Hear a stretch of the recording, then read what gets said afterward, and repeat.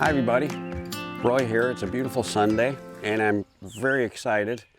Erin Schanen is here from the Impatient Gardener YouTube channel, and it's a great channel to tune into because it applies to horticulture. And it's not the marketing of horticulture. It's not to buy more products like the industry wants you to do.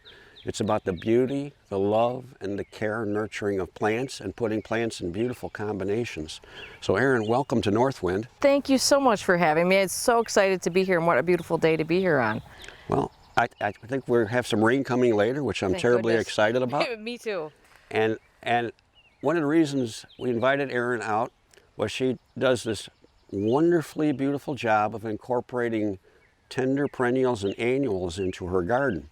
And I don't do that. I've never been a big fan of annuals. I thought they're for weddings and table settings and public spaces. But then when I did the gardens at Ball Seed, their horticultural center, I did it and they left open areas to put annuals, and I noticed the beauty annuals added to the perennial garden. So I invited, again, Erin to take a look at this garden and maybe make some suggestions of tender perennials and annuals that we could fit in here that would add value to the garden and also enhance the perennials as they go from one flowering stage to a structural stage to a foliage stage. So any thoughts, Erin? Yeah, absolutely. First of all, it's so beautiful. I love the idea of dotting in a few things here and there. And my first thought always is I go immediately to dahlias. I'm a big dahlia lover, but I particularly like the single varieties, which bloom pretty much nonstop. They do need deadheading, so it is a little bit of extra maintenance. But a lot of them have this great dark foliage too, so even when they're not fully in bloom, they've got that dark foliage, and they generally don't need staking, especially in a situation like this where you've got nice tall plants to support them. Right. You wouldn't need to worry about staking. Great for pollinators, they all like it too. So I could see some, especially like some dark foliage dahlias in there. It's cool you mentioned pollinators, because the beautiful thing about horticulture now, it's not just entertainment for humans. It's still a degree of entertainment for human beings, but it's such a broader topic. Pollinators, ecology, the environment. We've added so many more languages to horticulture. Absolutely. So is there any certain dahlias you'd recommend? So I really like this. There's a series called the Happy Single series. They generally are called HS whatever. And those have dark foliage, brightly colored flowers with sort of usually a different color center on them, but they're all singles. They only get about maybe 30 inches tall, so you get a nice, manageable size to dot in, which I could see easily, especially with that dark foliage, dotting in some throughout here. So I think those are really good ones. When's the best time to plant those? Well, best time to plant those is, you could still put them in now, especially if they've been started in pots. And that Happy Single series blooms so quickly that you could actually even put those in, I think, as a tuber now, and you'd be fine. You'd be getting blooms. You'd be getting blooms soon. Are they easy to find? They are not difficult to find, although you probably have to order them from. You're probably going to have to order them from like an online dahlia specialty place. I don't see. Mostly what I see in the garden centers tend to be the big dinner plates, which are a whole other type of maintenance that I wouldn't want to get into in a mixed perennial border kind of thing, because that's staking and all that stuff. I did that back in the early 90s. I staked dahlias and I said, I don't ever want to do this again. Right, exactly. So I like to look for those shorter varieties that will basically take care of themselves, especially when they're supported by a framework of perennials. Very cool. And you could see them just scattered. I could see that too, the foliage. Yeah, absolutely. The dark foliage would be beautiful in there. I also like things, annuals that get a little bit, that are a little bit more freeform, like ageratum, maybe some taller growing ageratums, which just sort of flop, and they have that beautiful blue color that I think always looks really nice. So I think there might be some ageratums that could work in there. I am a huge fan of Nicotiana. I grow it everywhere. In particular, the lime green. There is a Nicotiana, a lot of lime green. What size flower is that? It's probably an inch, maybe inch and a half across. But that chartreuse color, I think, works so well in gardens, because it just kind of, everything goes with that color. Pete Outhoff used that in the garden he did in London. Okay. And he had these little green floating things, and he goes, those are Nicotiana. Yeah. And I just said, okay. Yeah. I didn't know, again, the value at the time, but it looked beautiful. So Again, are they easy at garden centers to find? Those are easy to find, Yeah? yeah. You should, Oh, good. I mean, that type, I think that type is best grown from seed. A lot of times you find at garden centers, you'll find the short little ones, which I don't particularly care for. But if you just can, sometimes you have to start those from seeds, although more and more garden centers are starting to understand that people don't always want just traditional bedding plants. But those grow pretty easily from seed. The seed is very, very small. It's, you know, like microscopic dust, but it's not difficult to grow one. You have to get into thinning them and things.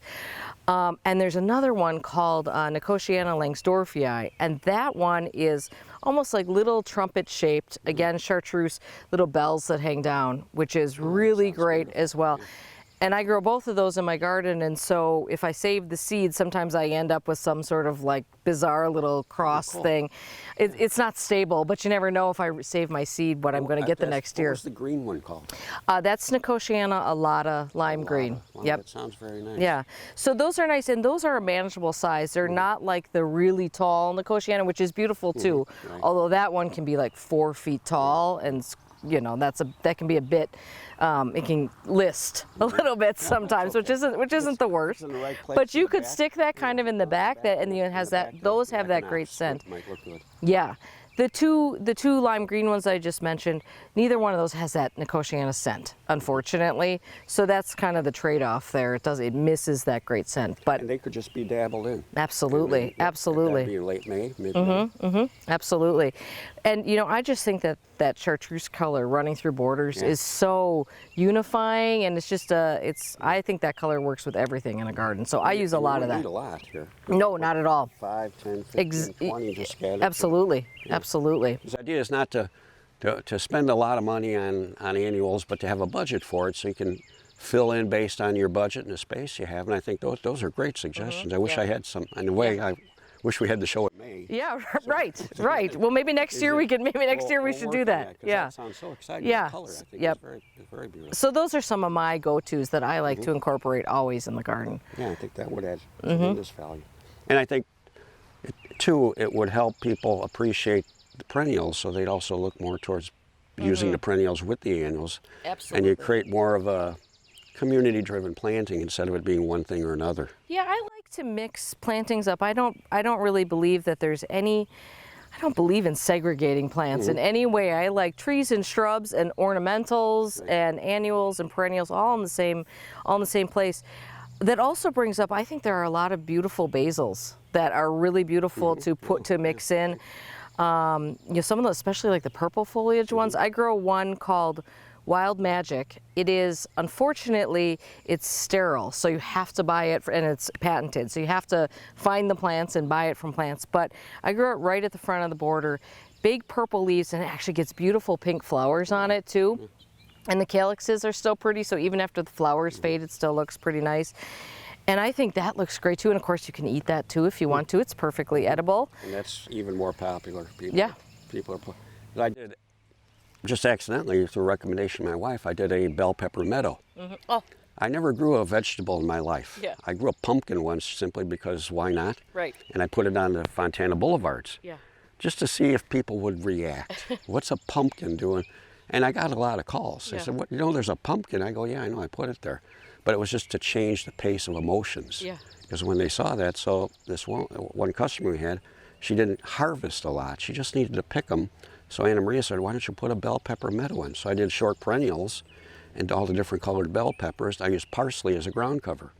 Great. And I go, that didn't look too bad. Yeah, there you go. Yeah, see, like you're saying, there's really no rules. No, and there shouldn't be, and I think it looks better, and it's more fun to play around and experiment rather than hold ourselves to it has to be, you know, just one type of plant or a certain color or whatever sort of, you know, odd constructs that people sort of come up. It's stressful too. I mean, there's no reason to go in the house stressed out about gardening. No, I should. Am I doing the right thing? Did I do the right thing? Right. No, whatever you did is okay. Right. You know, there's no right or wrong thing as Right. long as you have some idea how the plants live together. Right. So you're not asking them to do more than they're capable of. Absolutely. So, and I like so far you're rolling. Is there any other things you? Let's see if there's anything else I can think of that that I really love in there. You know, I do appreciate a zinnia. I know that zinnias are kind of a really you know, kind of very traditional annual, but I do think, especially because zinnias are so easy to grow from seeds. So I do think, you know, tossing in a few taller zinnias could be very pretty, and being a little selective probably about the colors. I don't know that I do like a wide range of them, but, you know, maybe sort of focus on oranges or whatever. There's a series of zinnias out called, they're like the Queenie series. So it's Queenie Lime Orange, Queenie Lime Red. And especially that lime orange is kind of has that lime center with orange petals on the outside. That can be quite pretty. Again, big fan. Pollinators love those plants.